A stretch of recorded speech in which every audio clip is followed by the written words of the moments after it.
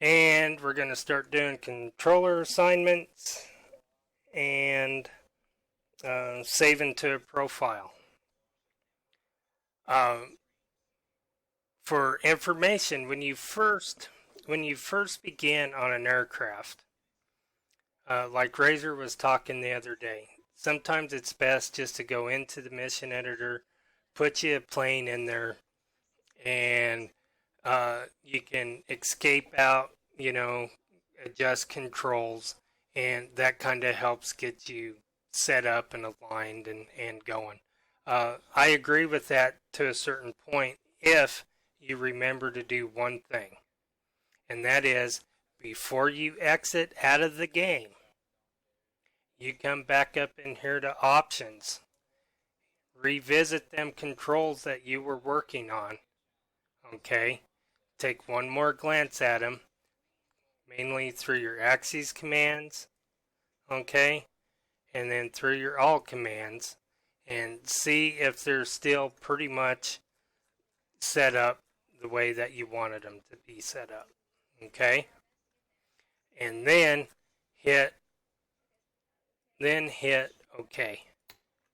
Hitting OK is like hitting save.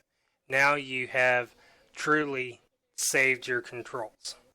Okay, Thud, what I was afraid that you was doing was you were in the game setting up your controls.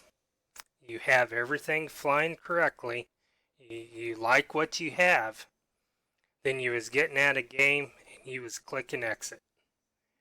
Then next time you came into game, you got into your game, you said, oh man, my controls are all screwed up.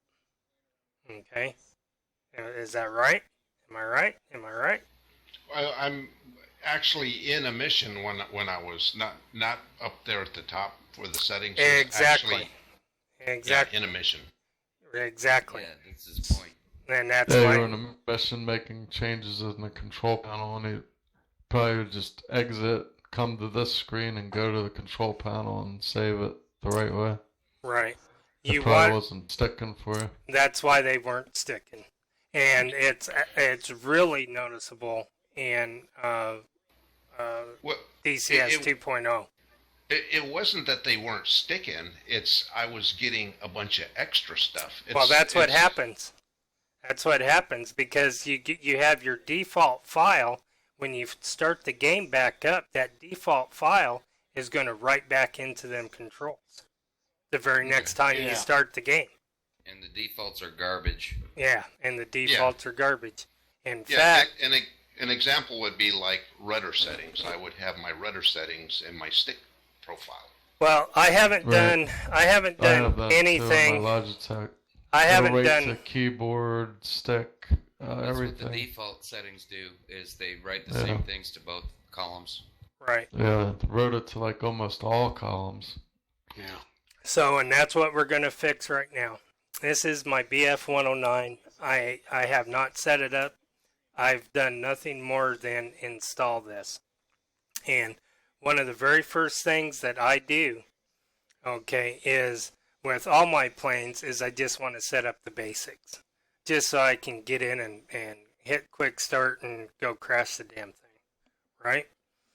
So what I do, I always go to Axie command first. And this will be the telltale sign right here. You'll see all of this. That's what screws my stick up. Yep, you'll see that this crap right there. Right in the very beginning. This is what you'll see, and it's you got some of the same stuff over in your all axes. So the very first thing that I do at this point is I start clicking on these columns, and I'll clear category, and I'm going to do it just like as if I would be doing it because I am doing it, and then it'll be a done deal. And I click on each one of these columns, say OK, and I clear all these categories out of my axes first thing. So now there's the mouse or the keyboard. Never touch the keyboard. Leave your defaults in your keyboard, but you can't mess with them from the axes anyways, because they're not there. Okay. No, but you can get the mouse column. Yeah, a lot of times you'll have your track IR here, your zoom view won't work correctly, like as if you put it on a dial or a slider or something. And so you'll have to come here and just clear that out like so. But once we And get do done you with, do the mouse too? no, leave mouse settings where they are. Hmm. And then come back into all. You want to do the exact same thing except for your keyboard. You can write, and I'll show you what I do over here later, but you can put key commands.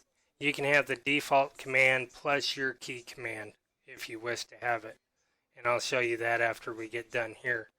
But I still got columns to clear. I still got all this stuff to clear out here. Okay, I cleared out my rudder. I cleared out my MFD and my axes and stuff. Here they are again. Okay, so we got to clear it out. Axes is cleared. Now we're going to clear out all. Okay, axes is cleared. We come right back here to all, and we're going to start clearing these out.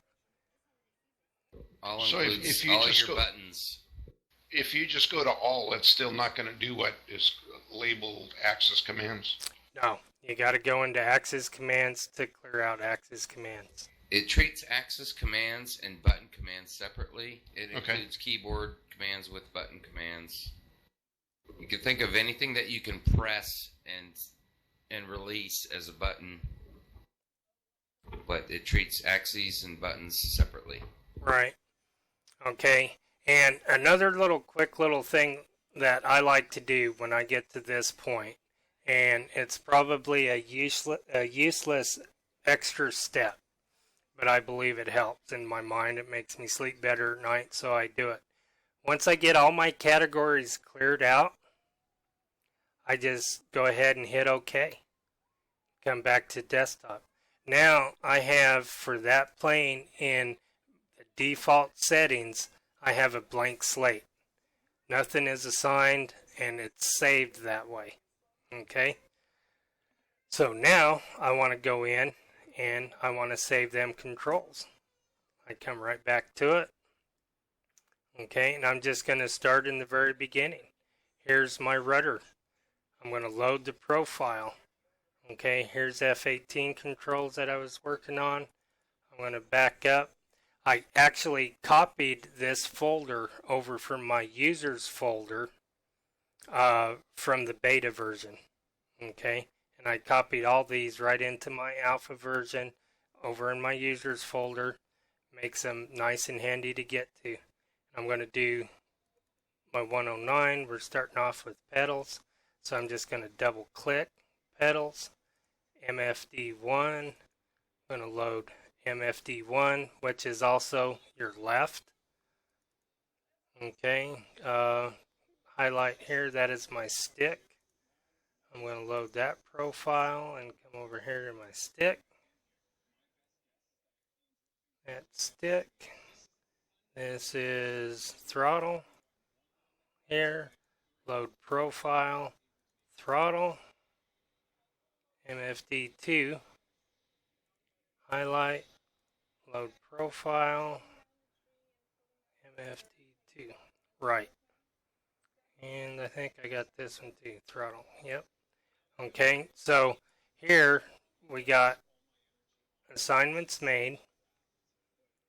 We can go to axes and we can see that it's made in the axes as well. So there's no sense having to save profiles out of your axes commands. Okay, when we go to saving, we want to do all our saving when we're in the all commands. Okay, unless you happen to be in axes, you could probably do it. I always like to come to the next page. Let's say I made some MFD changes on one. I would go here, save profile as, go back to my MFD1, which is left. Okay, and just overwrite it. It's a done deal. That's it, guys. This plane's ready to go. It is literally ready to fly. All my controls are set up and so forth. Now, initially, it's not going to be that fast, right? I mean, we got to come in here and we got to figure all this stuff out, of what buttons we want to go where and this and that. So you're going to take your time with it. But once you get them established and once you test that plane out and fly that plane, you already got that time invested. So there's no reason that you should have to repeat the process. So if we just take a little bit of extra time and come back in here and save these profiles, create these names, keyboard, your MFDs, your pedal, your stick, your throttle, and I do it right here. Once I have an initial folder written, okay, like if I back out of here and I have these folders, I got them folders already written. I go into that folder and I just start. I come down here and I click and drag before the dot and I change this to whatever I want to change it to, and then save it. It's a done deal. Or you can click and change, and like I always cheat and I'll go like this and I'll just put an R in there, and you create all these, they're ready to go for the next time. Can I add something here, Bulldog? Sure. An easy way to think of it is those top 3 buttons up there, clear category, save profile as, and load profile. Just remember that each of those buttons only works on a single column at a time. So if That's you're what was saving screwing me up profiles, before. you need to save each column. If you're loading a profile, you got to load each column, just like he just did, and the same thing with clear category. Each column, you got to clear every category is a column. And you have to have that column highlighted somewhere for that button to work on it. Like right now, you'll see that it looks like they're grayed out. They are. Now, if he clicks on one of those columns, now you see that those buttons are available, and they will work on that column only that's highlighted. Yep.